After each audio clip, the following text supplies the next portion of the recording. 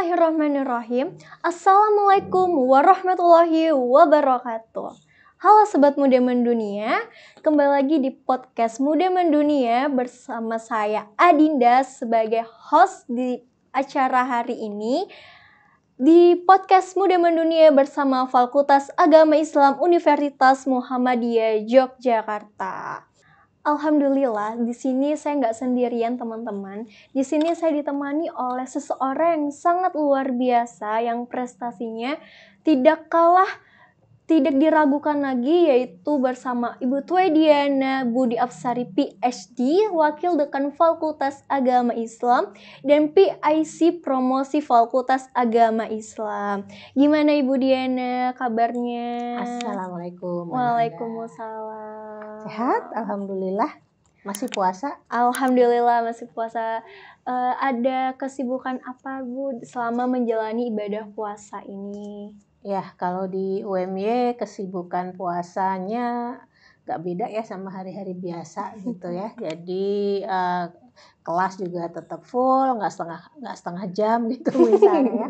Semuanya normal. Nah, karena kebetulan sebentar lagi kita mau libur agak panjang dalam rangka Idul Fitri seperti itu, makanya sekarang banyak pekerjaan-pekerjaan yang harus diselesaikan sebelum kita libur seperti itu. Masya Allah, sangat sibuk ya Bu ya. Tapi terima kasih loh Sobat Muda Mendunia sama Bu Diana yang dimana di tengah-tengah kesibukan Ibu Diana meluangkan waktu untuk memberikan kita ilmu dan informasi yang sangat luar biasa. Terima kasih Bu Diana. Sama-sama undangannya. Iya. Nah teman-teman, sebelum saya berdiskusi terhadap beliau, saya ingin menginformasikan kepada Sobat Muda Mendunia bahwasanya Universitas Muhammadiyah Yogyakarta masih menerima mahasiswa baru di jalur prestasi dan jalur CBT dari tanggal 3 April sampai 6 Mei 2023 mendatang. Oke. Ya. Baik, kita mulai diskusinya Ibu ya. Pertanyaan pertama, boleh diceritakan Bu Diana kepada Sobat Muda Mendunia sejarah Fakultas Islam didirikannya sejak kapan? Ya, jadi Fakultas Agama Islam itu dulu sebelum UMY berdiri ya, cikal bakalnya bernama Akademi Dakwah Muhammadiyah. Nah, seperti itu. Jadi kemudian UMY mulai berdiri tahun 1981, kita kemudian bergabung dan sedikit demi sedikit kita kemudian mulai berubah bentuk jadi fakultas. Jadi awalan itu mahasiswa di Fakultas Agama Islam itu masih D3 ya, diploma.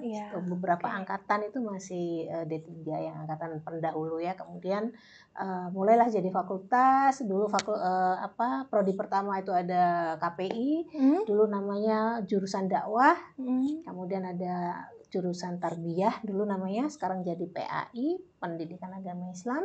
Dan yang paling muda lahir di Fakultas Agama Islam adalah prodi Ekonomi Syariah. Dulu namanya Ekonomi dan Perbankan Islam. Gitu ceritanya. Wah, Masya Allah ya teman-teman ya. Nah, saya pernah baca di website Bu, di Fakultas Agama Islam itu memiliki 3 prodi yang akreditas unggul ya Bu ya. Nah, bisa dijelaskan kepada Sobat Muda Mendunia resep apa aja yang dimiliki oleh Fakultas Agama Islam? Oke, untuk mencapai akreditasi unggul, alhamdulillah ketiga prodi di Fakultas Agama Islam tadi yang sudah saya sebut akreditasinya unggul semua. Masya Allah. Sebelumnya A semua ya, kemudian dengan sistem akreditasi yang baru ini kita berubah menjadi unggul. Nah, resepnya tentu saja kita terus menjaga kualitas ya, kualitas baik dari dosennya, kemudian tenaga kependidikannya, kemudian prestasi-prestasi mahasiswanya juga luar biasa, banyak banget Mbak. Dan juga kualitas alumninya, dan jejaring dan banyak banget ya aspek yang dinilai ya di dalam mencapai akreditasi unggul itu. bukan satu hal yang mudah dilaksanakan, tapi karena alhamdulillah kita sudah tersusun dalam satu sistem kerja yang sangat baik ya, alhamdulillah bisa tercapai. Mudah-mudahan ke depan bisa tetap dipertahankan. Masya Allah, amin. Amin. Nah, tadi Ibu Diana di poin pertama ada menyebutkan komunikasi dan penyiaran Islam, Bu ya. Bisa dijelaskan kepada sobat muda mendunia apa itu komunikasi dan penyiaran Islam, Ibu? Ya, komunikasi dan penyiaran Islam itu adalah program studi ya, kita suka singkat dengan nama KPI ya. Dulu nih memang prodi nggak terkenal lah. Kasian banget ya. Karena kita kalah bersaing sama jurusan komunikasi yang nggak ada Islamnya di belakang ya.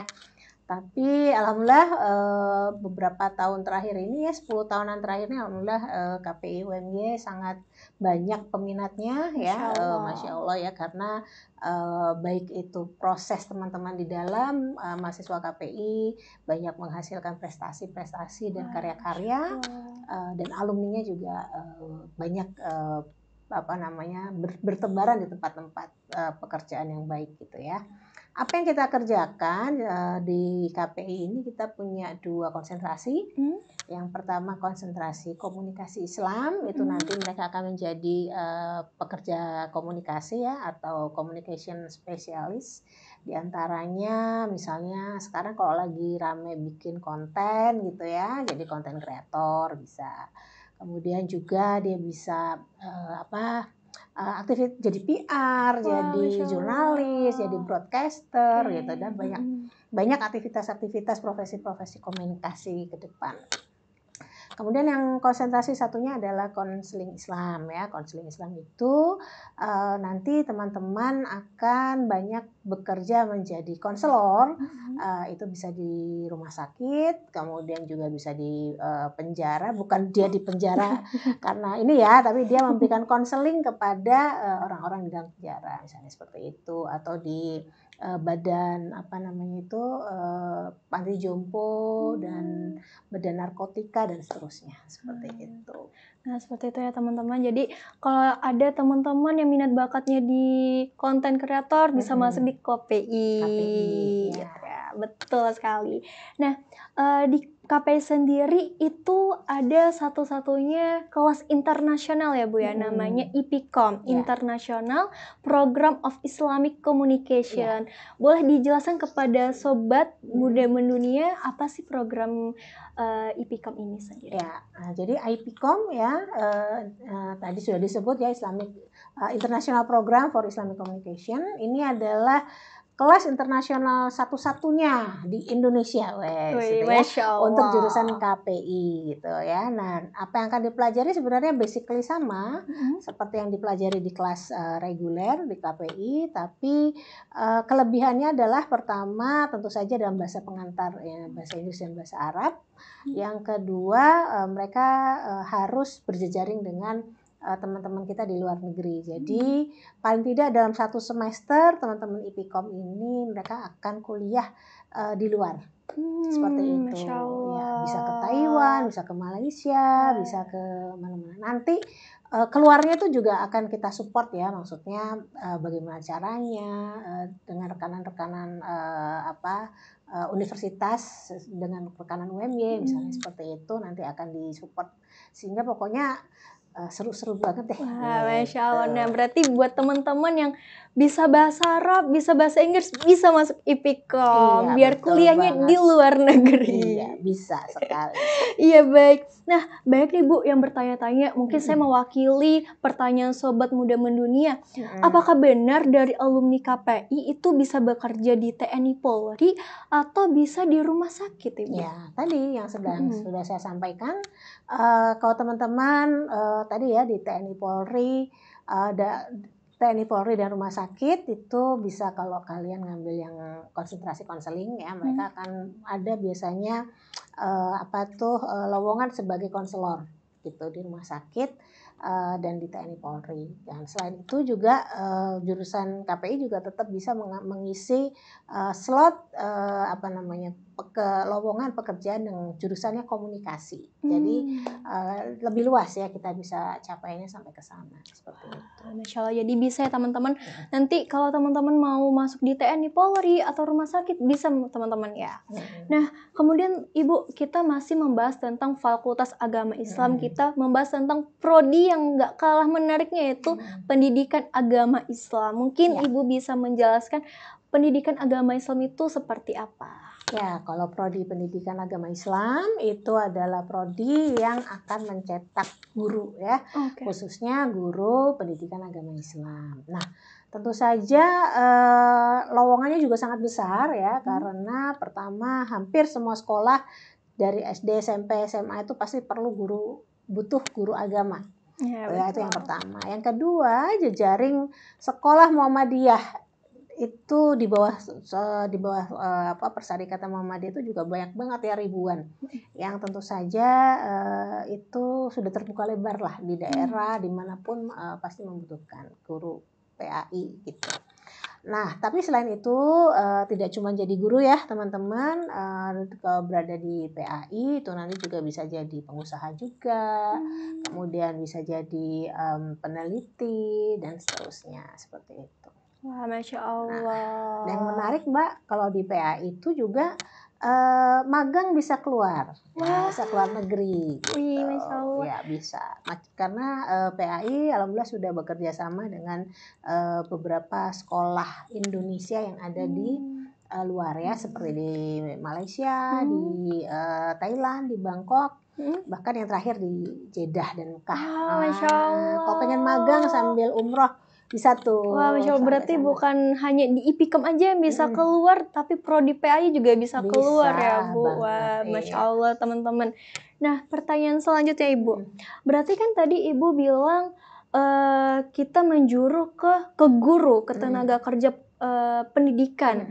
Nah, untuk mereka yang nanti ingin masuk PAI, ada tahapan-tahapannya, misalkan kayak micro teaching, KKL atau magang di sekolahan dan lainnya itu sebagai mana, Bu? Ya, itu kan bagian dari kurikulum ya. Jadi memang sebenarnya nggak cuma di PAI, di ketiga prodi ini nanti di semester-semester akhir mereka wajib ada KKN atau kuliah kerja nyata.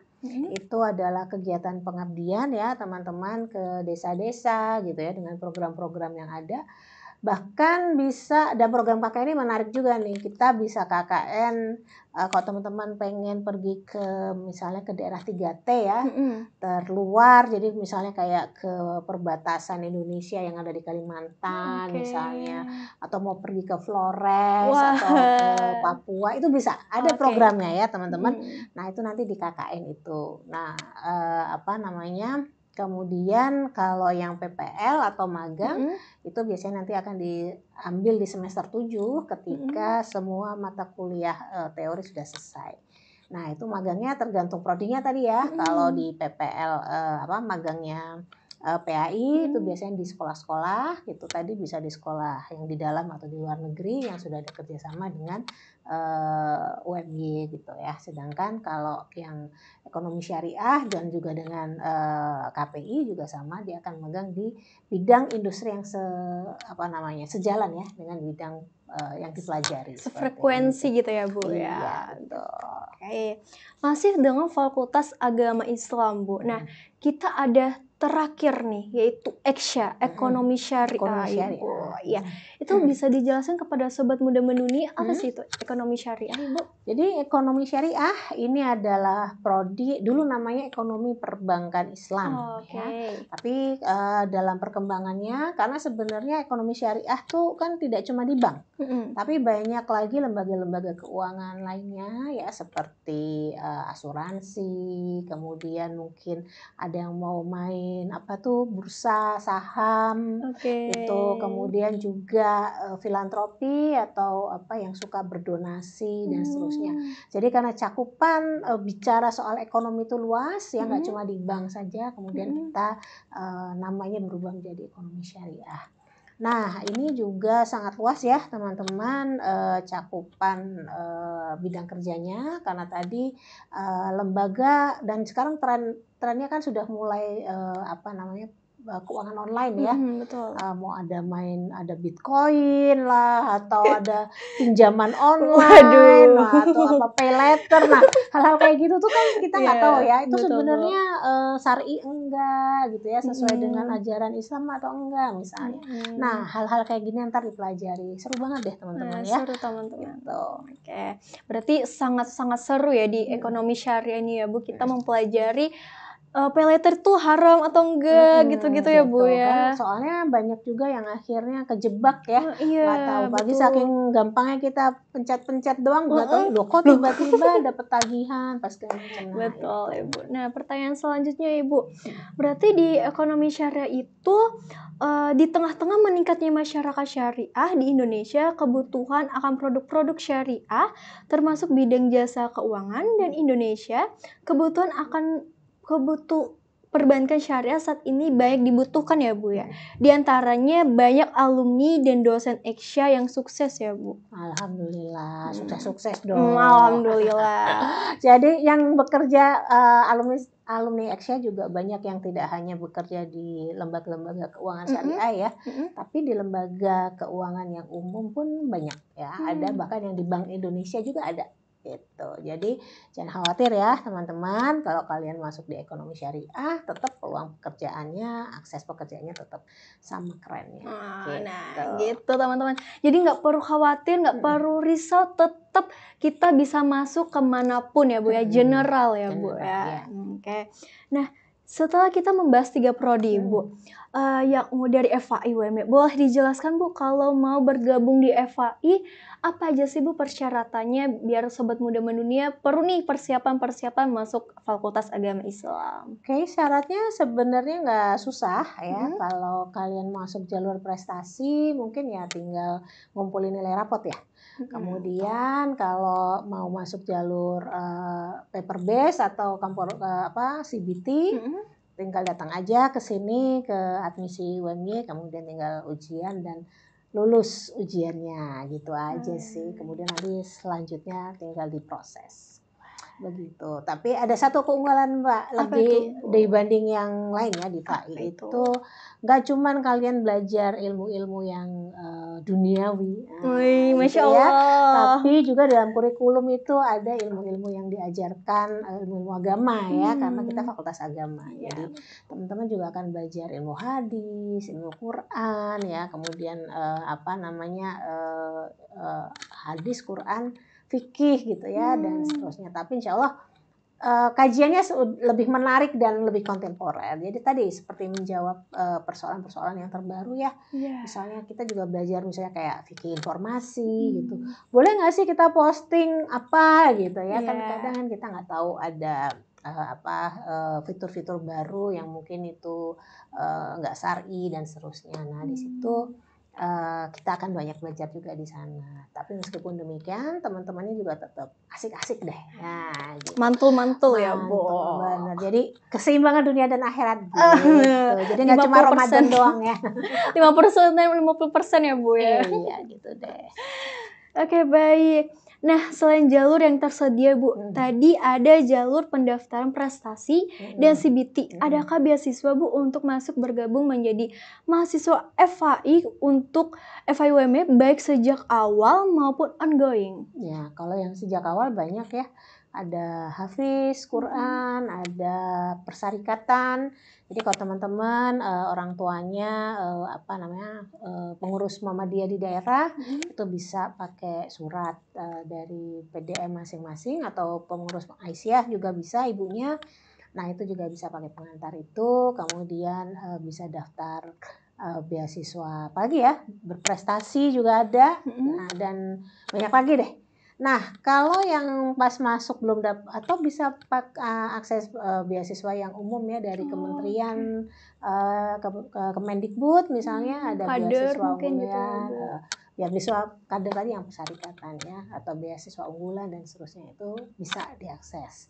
Nanti kalau udah ongoing itu juga banyak sekali penawaran beasiswa, baik dari bank biasanya ada juga ngasih, atau dari kementerian, atau dari Lazismu juga ada beasiswa seperti itu. Tapi memang syaratnya adalah ya kalau kayak misalnya beasiswa Hafiz itu kan ada syaratnya minimal berapa juz, kemudian untuk nerusin harus nambah berapa juz dan setelah. Nah itu ada persyaratan-persyaratan yang berlaku.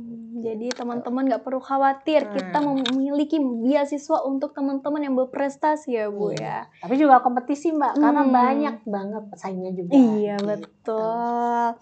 Nah, baik Bu, bagaimana dengan fasilitas-fasilitas yang ada di FAI Bu? Apakah ada fasilitas tertentu yang mungkin nggak semua fakultas lain memiliki?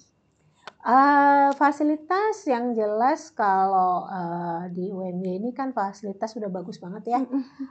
Baik fasilitas untuk wifi misalnya atau lab untuk pembelajaran gitu ya. Fasilitas kesehatan juga ada.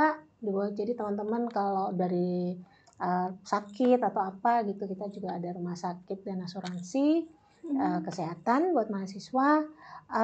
Yang menarik adalah fasilitas buat teman-teman yang berprestasi. Wah, Masya Allah. Full banget nih support dari UMY ya, nggak cuma dari FAI tapi dari UMY secara umum. Yang suka ikut lomba, yang mau kompetisi kemana itu pasti akan ada fasilitas yang diberikan, pasti di full support seperti itu. Mantap. Nah, kalau FAI ini kan nggak mungkin ya Bu ya berdiri sendiri, pasti ada bekerja sama dengan pihak-pihak lainnya. Itu gimana prosesnya dan pihak-pihak mana aja yang ikut bekerja sama dengan FAI Bu? Ya, kalau di FAI, alhamdulillah satu hal lagi keunggulan FAI dibanding perguruan tinggi Islam yang lain ya, adalah kita bisa mengakses kampus Merdeka. Nah, ini kampus Merdeka ini kan semua orang lagi cerita, lagi banyak ngobrol ya. Iya, betul, nah, kita mahasiswa kita bisa mengakses kegiatan itu, mau ikut magang, bersertifikat, atau mau ikut ngajar ya, kampus mengajar. Ada beberapa aktivitas, 8 aktivitas kampus Merdeka itu kita bisa akses di Kementerian Kemendikbud gitu. Jadi seru banget teman-teman kalau kalian pengen menghabiskan, mau pertukaran pelajar misalnya 1 semester nggak ke luar negeri tapi mau ke kampus lain, itu juga bisa.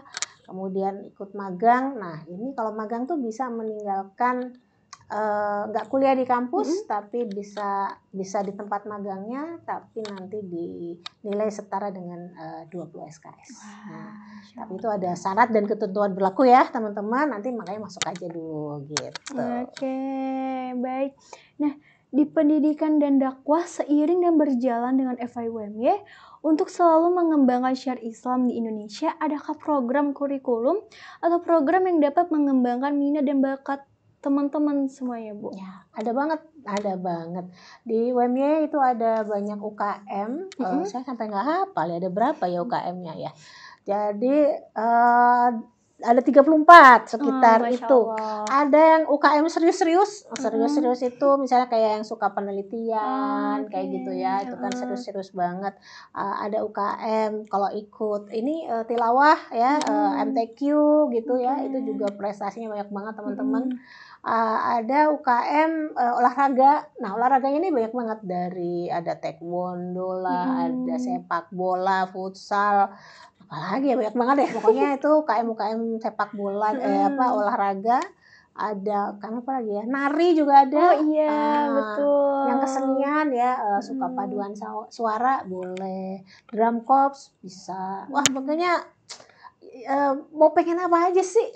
Banyak gitu, ya Bu banyak ya. banget. Dan di situ kalian akan diarahkan, kita punya pendamping yang profesional juga di setiap UKM, dan kalian akan kalau misalnya kalian mau ikut kejuaraan, coba dicek ya, banyak sekali prestasi-prestasi mahasiswa UMY itu yang sampai tingkat nasional, internasional, karena bergabung di UKM itu. Jadi mereka benar-benar latihannya itu serius dan diarahkan menuju yang terbaik.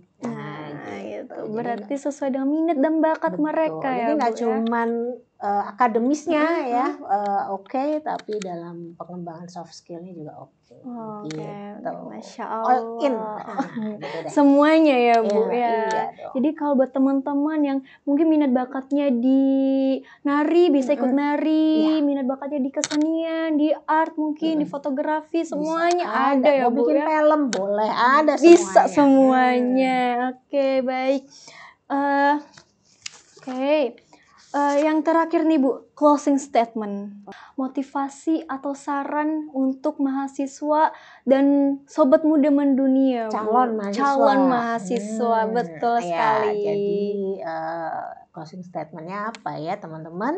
Jangan ragu-ragu untuk daftar ke Fakultas Agama Islam Universitas Muhammadiyah Yogyakarta ya. Gak kalah keren kok kita masuk ke sini. Gak cuma belajar ilmu-ilmu dunia, tapi juga kita belajar agama. Kita juga mengembangkan diri, dan jangan lupa video ini disebar kemana-mana ya. Oke, jangan lupa like, comment, share video ini. Jangan lupa subscribe juga ya teman-teman. Nun wal qalam wa yasurun fastabiqul khairat. Wassalamualaikum warahmatullahi wabarakatuh.